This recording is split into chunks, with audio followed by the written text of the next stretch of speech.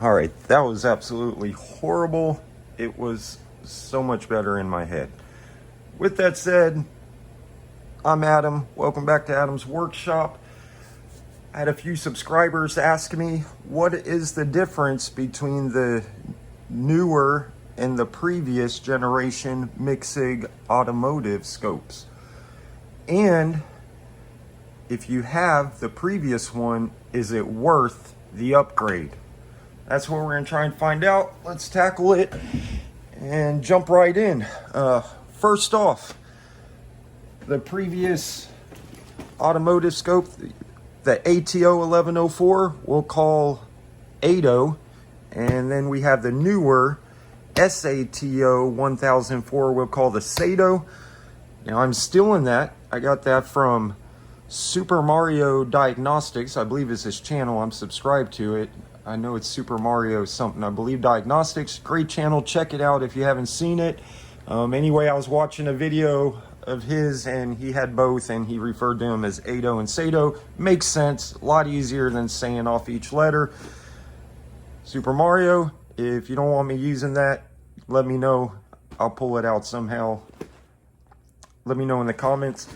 Anyway, first off, the original ATO, if you wanted a case for it, you had the carry bag. It was a soft bag, carry bag. Two compartments, one in the front and the larger one in the back with another compartment here. This is what I used for ATO for the last couple years. I carried it and basically most of what I needed for most scoping on the job. Kept my 2 amp clamps in there. I've got the Micsig amp clamp in a case. Just kept everything in here. Soft bag, it worked for me, though I am very careful and cautious with my stuff. I always made sure this went on top of everything else in the truck while doing mobile diagnostics. The newer SATO, you have the option of getting the new hard case. It's like the Pelican cases, waterproof, shockproof. It's got the pressure release valve. Got 2 spots for padlocks. Another thing I like is the latches. You cannot just open them. You have to actually push a little button in to open them. I like that. It's not actually accidentally going to pop open. Soft cushion on top. Yeah, the harder cushion right here is pretty hard. I mean, it's a soft, but it's solid. Sits in here perfectly. Like I said, this case was made for this scope. In the back, you have a compartment right here in the back. Keep your power cable in. I keep my little S hook in there, and I keep 4 alligator clips, 2 red and 2 black in there, easy to get to. Of course, you have the scope right here on top. Move that out of the way real quick. And you have like a false bottom here. Move that out of the way. And this is where I keep all my probes. As you can see right now, I'm using my Pico leads. I like the Pico leads because they're good leads. They're not cheap. A couple years ago when I bought my Micsig scope, I bought these and I want to say roughly 180 bucks for them. But I do like them because they're color coded. They're, I believe, 3 meters long. I think I got the 3 meters. They have a longer one, but they're color coded. I like that. Got them there. I got my needle probes right here for back probing. I use the hell out of these. I love these. I use these probably more than anything. And I keep a couple of 20-to-1 attenuators. These are the Handtech ones I got off of Amazon, and I want to say about 11-12 bucks a piece for them. And as you can see down here also, you have the box, your power box, and I keep a little cleaning cloth in here as well. I'm gonna go ahead and pull my cable out because I'm gonna need to charge this for this video. So there you have it. There's the case. First thing, it has a case specifically designed for the scope. I'm loving this already. I can just toss it in my truck and I'm not worried about it. Throw it in, forget it. Not sweating it. Get rid of her. Oh, and so now whatever I can't fit in the hard case for accessories, I put in here. Like you can see, I got all my other accessories in here. I used to put the ATO right here, but now I just have like secondaries, my leads for my secondary ignition probe, paddle probe, whatever you want to call that. I've also have the Micsig one. It's in its own little case, or I think the box actually that came in. I keep it in there, just keep it safe. All right, so now let's get to the actual scope. First off, the stand. The ATO, let's bring it in a little bit. So ATO came with one solid piece. Like Super Mario mentioned in his video, sometimes this locks in place. I almost dropped it. And sometimes a lot of times when you go to open it, like, you know, it'll want to open on one side but not the other, and I'm always afraid to pull it because I'm afraid it'll crack. So you got to get over this side and pop it too. Solid, never had a problem with it. Actually, when I saw the newer one, the SATO1004 had these two individual ones, I was kind of iffy about it. I thought, man, those are going to break easy. But now that I actually have it in hands and feel it, and have used it, I'm feeling confident about it. I don't think they'll break unless you're careless with it. They come out, and then you can see it kind of snaps into place. I don't know if you can hear it. There you go. It kind of snaps into place. And then when you want to close it, you just push right there, close it. You can leave one open if you got it, you know, on the engine, or, you know, you always find yourself in a weird spot with everything. You know, in this one, you may not be able to put the whole thing down, whereas with this one, you could put just one down if you need to. While we're on the back here, you can see we have one single fan. Get a light on here. You have one single fan. Whew, that's pretty bright. Whereas on ATO, if you look in there, you had two fans. I don't know. I can't really say which one's louder than the other one. I don't really care how loud they are. I'm a mechanic. I'm working on cars. I'm there to make noise. So, you know, I don't know, if you're looking for, you know, a scope to use in a clandestine situation, I don't know, maybe you can muffle this because you are going to hear it. Okay, next off, our power side here. So on ATO, we always have this right here, this little cover that you could pop out, which I like it when it's closed because it keeps dust and everything out. But when I'm using this stuff, it does get a little annoying and get in the way. I could usually fit it up in there and it kind of holds it out of my way. So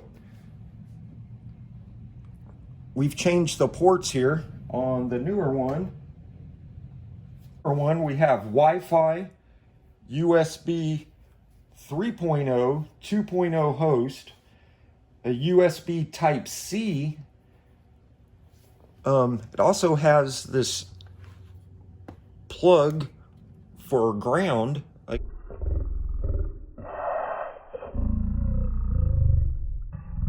I'm not positive what that would be used for. I know when you read in the manual for this, the user manual, it says something about for when using the battery, I believe. Don't quote me on it. It didn't make sense to me. Last night I sent an email to Micsig asking a few questions, that being one of them. When and why would I use that? When I know, I'll get back with you. If anybody else knows, feel free to chime in. The ATO1104 has Wi-Fi also, LAN, HDMI, USB host, USB device. I'm reading off of the specs here to make sure I get this right. DC power. They both have the prongs for calibrating your probes. You connect your probe on there think this one goes on the bottom and the ground goes on the top, or vice versa. I'm not positive at the moment. Don't have the strip here that covers all that. I don't know how I feel about that. I mean, I like it that it's not in my way, but I like having it because, like I said, it keeps the dust and stuff out. However, when I'm not using this, I keep it in the case. And they're both, I keep them both in my gun safe. I just do. They're not cheap toys, and I don't want nothing to happen to them. One feature I really like about the newer one, the SATO, is it actually has a power switch. Whereas here, you just press the on button, it's going to turn on or off. Here, before you can press the on button, I press it, nothing happens until you press the switch. You have to take the little switch right here and click it upwards. Now when we hit our power button, it's going to power up. So I'm going to press them at the same time and see the boot up time on both of them. I believe the newer one takes a little longer, and I think that's because the operating system, we went from the ATO from Linux to the SATO, we went to Android, so it offers a lot more. You know, it's basically an Android tablet with a badass oscilloscope connected to it. So we'll hit them both on at the same time, and hopefully they both have, I know this one is low on battery. I was actually making a video yesterday outside with a car, and long story short, sum it up, I didn't have enough memory on my phone, and good luck trying to transfer from an iPhone 11 to a Dell Windows computer. It's like pulling teeth, getting all my photos and videos off my phone onto my laptop. Anyway, so I wasn't even paying attention. I think this one obviously powered up first because this one's still about to go. Bam, there you go. With that said, this one does power up quicker, but a neat feature here is, say you're all connected to your car, you're doing some diagnosing, but now you need to go do something else, but you're going to be using the scope again, so you leave everything connected. You're out in the field or even the shop. You don't want to just leave that on, sucking your battery down.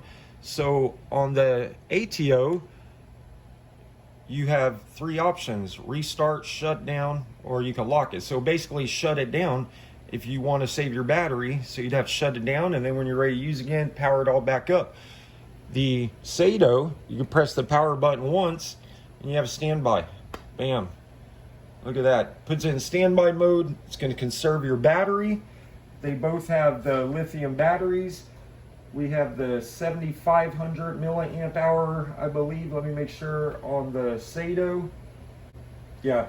So we have a built-in 7,500 milliamp hour lithium ion battery.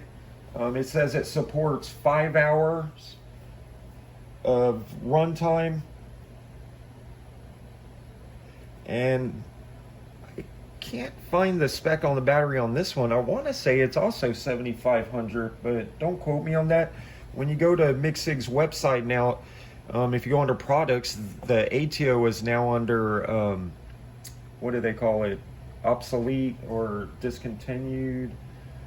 So when you go to products on Micsig, the ATO is now under obsolete. Is now under obsolete products, and when you click on the ATO1000 series, it gives you, I don't know, it says 404. Okay, so we'll turn this one back on. Turn it back on. You just simply press the power button again, and on, you're ready to go. I really love that feature. I wish somehow they could add that with the firmware update to the ATO.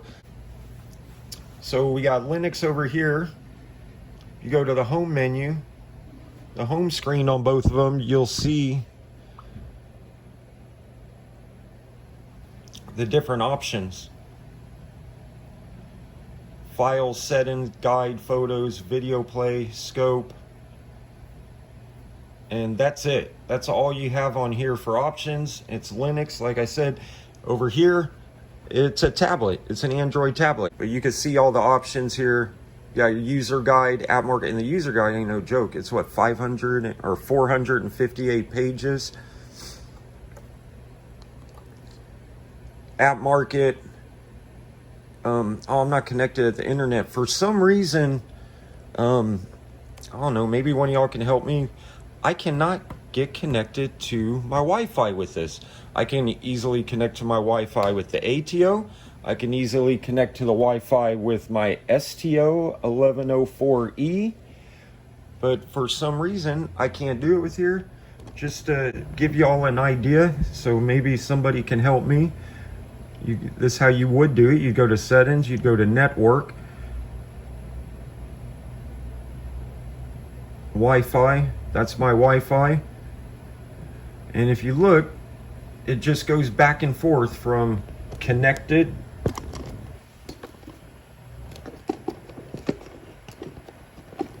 to disconnected. It just goes back and forth. It will not stay connected. It won't like connect all the way. I've tried everything that I know to try. Like I said, I was able to do it on my other two Micsig scopes. I don't know. I'll have to figure that out. But once you do have that connected, you can go into your app market. Here's your oscilloscope. You have the electronics tool, which is really cool. This is also on the STO in the background. You have all these calculators, which you do not have on the ATO. One I like, I think I mentioned this in one of my first videos on the SATO, is the color ring. Say you find a resistor, like here's a pack of resistors, and like right now I have them where it tells me what they are, you know, what each size is. I don't know if you could read that, but like this whole one, they're all the same size and gives me my size right here. Well, if you have one of these individually and you don't know what size it is, they have the colors on there. I personally cannot remember the code for, you know, knowing what color versus what size it is. Well, you can just put your colors right in here, choose whatever colors the scope is, or the scope. Choose whatever color your resistor is. And then, of course, you would hit it whether it has 4 rings or 5 rings. And then it'll tell you right here, 3 mega ohm, plus or minus 10%. I think that's super cool. You got other things here. Resonant calculator, RC filter, parallel resistance, 3-terminal voltage, node voltage division, and precise resistance. Super neat. Back out to the main menu. Anytime you're in there, you can just press back right there, or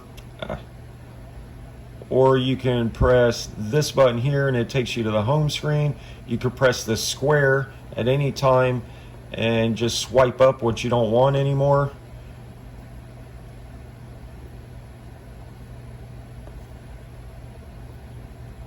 Pretty neat. And then we'll go back to the home screen. Yeah, go there, bam, to the home screen. So we have system upgrade. Trying to keep these both in the shot here.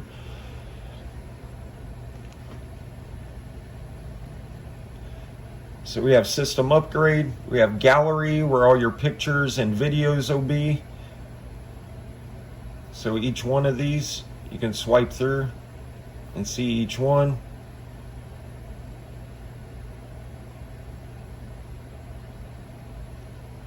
And you have your browser. Again, if I was connected to Wi-Fi, you can search the internet, the great web.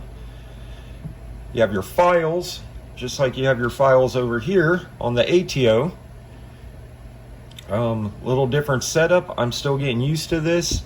I had finally knew my way all around ATO, and now I'm having to get used to SATO. I have learned you go right here to the tablet scope and then smart, and this is where your reference waveforms will be that you would save, and you can name them here. I showed that in another video. I can show it again later in this one if we want to. Back to the main menu. I forgot how to use this one. So we have files and settings on both of them, photos, guide, video. You could start your screen record up here. If you want to start recording, right there, just hit start. Shows you up on the top here. It does a countdown, 3, 2, 1, and then it starts recording. You can go into your scope, and everything you do is going to be recorded.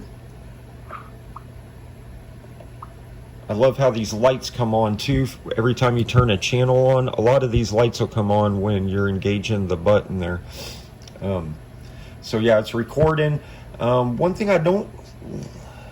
you can stop the recording right here just by pressing the countdown and then recording. Do you want to stop?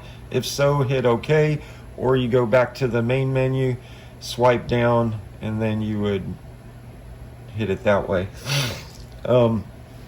One thing I do like better on the ATO is you can start your recording here. You do not have to leave the scope screen. You could just start recording.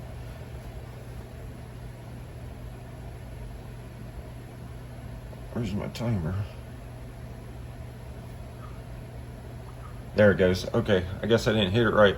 You just start recording, and your timer's up here on the top corner. But I do like that because I don't have to leave the scope if I want to start recording. I just bring up the quick menu, turn it on and off right there. Super simple, super sweet. You can't beat it. Whereas on the newer one, you have to jump out of the scope. You cannot turn it on when you're in the scope, to my understanding. You could take a capture, you could take a screenshot, and with the capture button there, you can also hit this button here, and it's going to take a screenshot and save each channel you have. It's going to save each waveform as a reference waveform.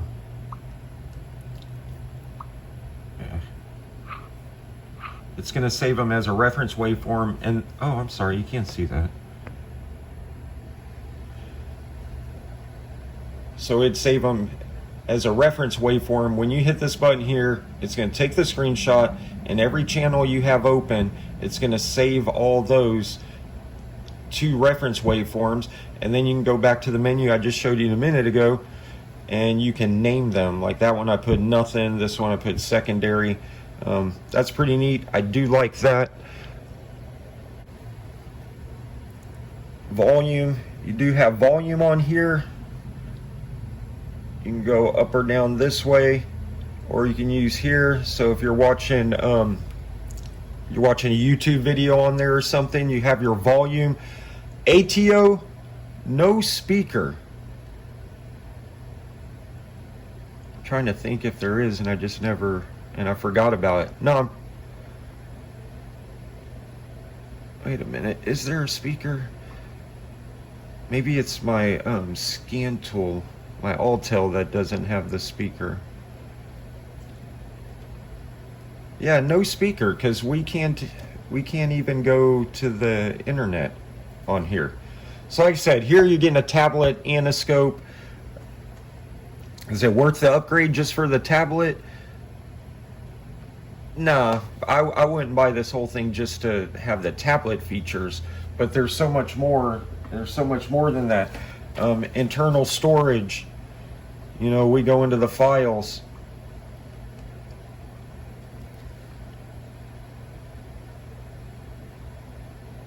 Trying to see if it shows our storage here. Regardless, on the ATO, we went from 8 gigabytes of internal storage to 32 gigabytes. 8, 32. That's a big deal right there. Would I just alone for those extra gigabytes from 8 to 32 upgrade to this one if I already had that one? No. But as I start combining all these options together, would I personally upgrade? Obviously, you see the scope sitting here in front of you. That would be up to you. I'll keep explaining the differences. You have to decide. So I have a list here of differences that Micsig sent me of the two scopes. They say has improved hardware, optimized software, and a faster CPU, and a smoother touch experience. I can confirm the smoother touch experience. I seem to have less problems when I push the buttons on this one versus the ATO. I didn't always have problems on the ATO, but sometimes I'd push a button and it wouldn't acknowledge it. Not only that, I just like how this is set up better. Let's go to the scope. I just love the setup on it. I'm already forgetting where everything is on the ATO, just over a week of having this. We'll get all 4 channels set up just so they'll be even. Like right there, I'm grabbing it, it's not grabbing. Over here, you can do it like that. So I have to point out the obvious here is our panel on the side. It's a multi-function button panel is what Micsig calls it. They have 5-way navigation sticks where if you're familiar with the STO, you had, it's a little dusty, you had the knobs on the side. There's my little cleaning rag at it. So you have the knobs and buttons on the side, but these ones, you turn it, you know, like an old radio knob. It turns clockwise, counterclockwise, and you could push button. Same with each of them. This one thing I really like about Micsig that I don't think I'd get from any other of the lead-in scope companies. Won't mention any names. I think they're just too big for their britches to listen to little old me. I first got the ATO, then I got this STO. I was curious about using it for automotive, but I wanted these buttons and knobs on the side. So if I'm wearing gloves, I got grease on my hands or whatever. Sure, you can get one of these pens, you know, and do that. But I just thought that was a really neat feature. So I got this one, but I didn't feel comfortable taking it out, you know, on the road doing mobile diagnostics, because it doesn't have the plastic protectors around it like the ATO or now the SATO. So I suggested to Micsig that it would be super awesome if they can combine the ATO with the STO, because again, you're going from Linux with the ATO to Android, to the Android operating system with the STO. So you're getting the tablet plus the knobs and buttons. And I told them, man, that would be so awesome if you can basically take my automotive scope with all of its features and the protective stuff and put it in here. Give me these knobs, buttons, give me the Android tablet. And at the time, they told me that the ATO is their automotive scope, and at the time they had no plans to do anything different with it. However, 2 years later, they did it. They came out with the SATO, which was doing exactly that, combining those two together to make the ultimate scope, and I love it. Whether I doubt they did that just because little old Adam here asked them to, but I know we talked in my comments, a lot of us, you know, saying how great that would be. And, you know, I mentioned in many videos, maybe they took that into account. Regardless, they did it. I do know they listened on the channel menus. If you look on each channel menus, and this is on both scope, I know I mentioned this in a few videos, but I want people to know, because I want you to know that Micsig actually listens to us, the customer. The invert button, that invert button was not there when I first got my ATO. There was no button in each channel to invert your menu. You could not invert your waveform. And you know, if you're working with a waste spark, you know, you're going to have one that goes positive and one that goes negative. And instead of switching your probes around, it's nice to hit the invert option. I simply sent Micsig an email, short email, telling them how important that invert option is for automotive techs, that we would greatly appreciate it.